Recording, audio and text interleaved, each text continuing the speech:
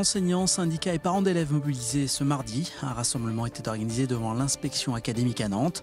Au cœur des revendications, les moyens alloués pour la rentrée prochaine. Nicolas Pinot. Ils étaient 300 ce mardi matin, enseignants et parents d'élèves réunis pour dénoncer le manque de moyens dans les écoles primaires. Parmi leurs revendications, ils demandent une nouvelle dotation de postes et moins d'enfants par classe alors que la fermeture d'une quarantaine d'entre elles a été annoncée pour la rentrée prochaine. On souhaite que le nombre d'élèves par classe en Loire-Atlantique passe à 25 dans les classes qu'on dit ordinaires et à 20 en éducation prioritaire. C'est de notre point de vue la seule façon de permettre à tous les élèves de réussir dans leurs apprentissages et d'améliorer correctement les conditions de travail des enseignants. Pour les enseignants comme pour les élèves, les classes surchargées génèrent des conditions de travail pénibles. On voit bien les enfants, ils n'en peuvent plus d'être toujours en contact physique avec les autres parce qu'ils sont les uns sur les autres. Et on ne peut plus travailler à fond le langage, on ne peut plus faire de la différenciation comme nous est demandé l'institution. Donc on a des élèves qu'on perd et on est en train de sacrifier des générations d'élèves. Les représentants syndicaux ont été reçus à 11h30 à la préfecture. Aucune réponse à leurs revendications n'a été donnée pour l'heure.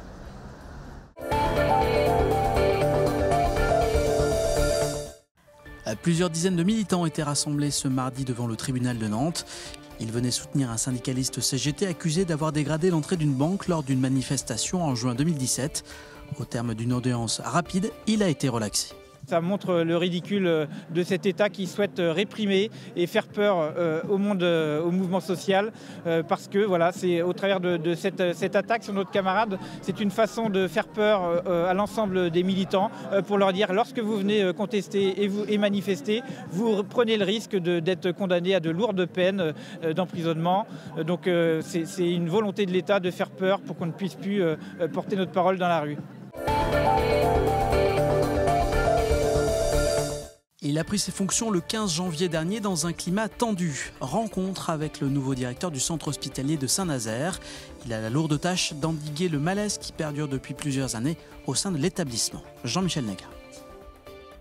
C'était le jour de son arrivée. Le syndicat Force ouvrière lui avait réservé un mouvement de grève en guise de comité d'accueil pour lui rappeler l'urgence de la situation, le manque de médecins notamment en cardiologie et en radiologie. Un mois plus tard, Julien Couvreur assure avoir pris les mesures nécessaires et lancé les recrutements, non sans difficulté. On a des recrutements à la fois qui ont déjà été faits au cours des semaines passées et d'autres qu'on espère réussir à concrétiser dans les semaines et les mois à venir. Une fois que vous avez une image qui est un peu détériorée, c'est forcément du coup un peu plus compliqué de réussir à attirer des professionnels qui ont l'embarras du choix, parce que des postes disponibles, il y en a dans beaucoup d'endroits. Il avait prévenu qu'il n'arrivait pas avec une baguette magique et les chantiers sont nombreux. La maison de retraite, l'EHPAD bien sûr, mais aussi les contrats précaires, une soixantaine de titularisations sont demandées, les indemnités de garde et d'astreinte qui ne sont pas à jour depuis plusieurs années, tout cela dans un contexte économique très difficile avec 15 millions d'euros de déficit cumulé qui restreignent forcément les capacités de développement de la cité sanitaire. Ça réduit notre capacité d'investissement. Ça nous empêche de renouveler un certain nombre d'équipements et puis ça nous empêche aussi de pouvoir imaginer des développements d'activités, de proposer de nouvelles techniques à la fois à nos équipes et puis surtout aux patients. 2018 sera donc une année cruciale pour ce jeune directeur de 41 ans. Sa priorité, dit-il, sera de renouer le dialogue social pour redonner de la sérénité aux 2300 employés de l'hôpital de Saint-Nazaire.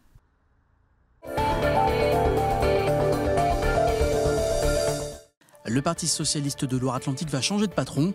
Après 2 mandats compliqués, Fabrice Roussel cède la main et 2 candidats sont d'ores et déjà en lice. Jean-Michel Naga. Sans regret, il ne briguera pas de nouveau mandat à la tête de la Fédération socialiste. Fabrice Roussel est en effet convaincu qu'il faut du changement au sein du PS. Au regard de ce qui s'est passé en 2017, du message qu'ont envoyé les électeurs, je pensais qu'il fallait aussi qu'il y ait du changement au sein de cette fédération. Il y a eu un message, il a été clair et il faut que chacun prenne ses responsabilités. Il faut qu'on renouvelle le Parti socialiste. Et j'estimais que c'était à une nouvelle équipe d'avoir cette mission. D'autant plus que le quinquennat de François Hollande a eu de lourdes conséquences au sein de la Fédération de Loire-Atlantique, avec une baisse conséquente du nombre d'adhérents, 3200 en 2012, seulement 2000 aujourd'hui. Pour l'heure, 2 candidats sont en lice, Dominique Grimbourg, l'ancien député battu aux dernières législatives, et le conseiller municipal nantais Bassem Asset. Tous deux défendent le même texte d'orientation, celui du député Olivier Faure, une motion parmi les 4 en discussion. Au Parti socialiste, nous avons toujours fait en sorte que ça soit d'abord le débat d'idées qui prime. Et je pense qu'il est évidemment essentiel en ce moment. C'est-à-dire, quelle va être la ligne politique du Parti socialiste pour les prochains mois ? Le nouveau patron ou la nouvelle patronne départementale du PS sera élu le 29 mars. Fabrice Roussel, pour sa part, va se concentrer sur ses mandats de maire de la Chapelle-sur-Erdre et de vice-président de Nantes Métropole.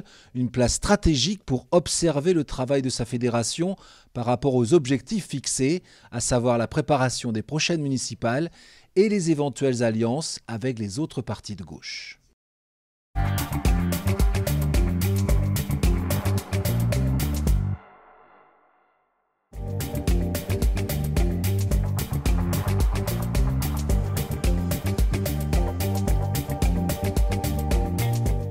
L'objectif et la politique du département, c'est de pouvoir justement répondre à ceux qui sont les plus éloignés, donc dans le côté solidarité, de pouvoir répondre aux petites communes aussi, ou voire même à des gens qui sont isolés comme une exploitation agricole. Bon, c'est aussi dans des pôles un peu plus importants, les pôles d'équilibre. Je pense par exemple à Nozay, là, qui est dans le coin, ou Savenay, ou Valette, ou Pornic, etc., où ça sera développé. Et puis les zones économiques, bien sûr, ça aussi c'est important, les zones d'activité, puisque les entreprises ont besoin aussi de fibre optique et d'avoir un débit qui puisse le permettre aussi bien montant que descendant. Et puis le troisième point, c'est aussi la liaison avec, en effet, la communauté urbaine ou la CAN ou Cap Atlanticus, sur des opérateurs privés qui déploient, Orange ou SFR, et de manière à faire la liaison qu'il n'y ait pas de trou finalement entre la limite des différentes EPCI et puis le reste du département.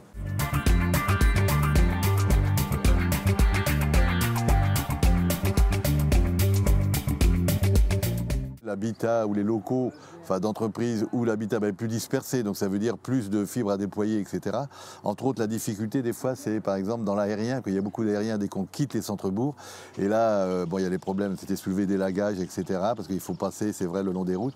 Et c'est des fois un peu la difficulté de pouvoir...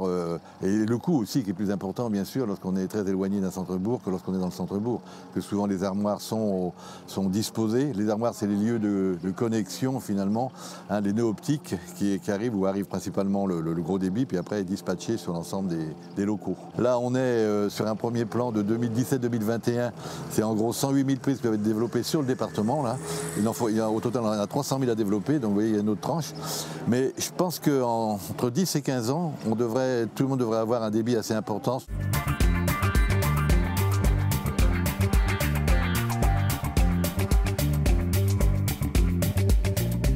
Je connaissais le choix du département de faire des études par strate sur le département et la commune de Prinquio avait été choisie pour cette étude de 3 000 à 4 000 habitants. Et donc, c'est tout naturel que suite à l'étude, nous soyons les premiers servis pour la fibre optique. Et c'est quand même suite aussi au fait que la moitié de la commune était avec des zones blanches importantes. Ça va apporter beaucoup de confort à la population, mais ça va aussi permettre à des personnes de travailler de façon plus confortable à domicile, puisque j'ai découvert que plusieurs familles, plusieurs femmes travaillent à domicile.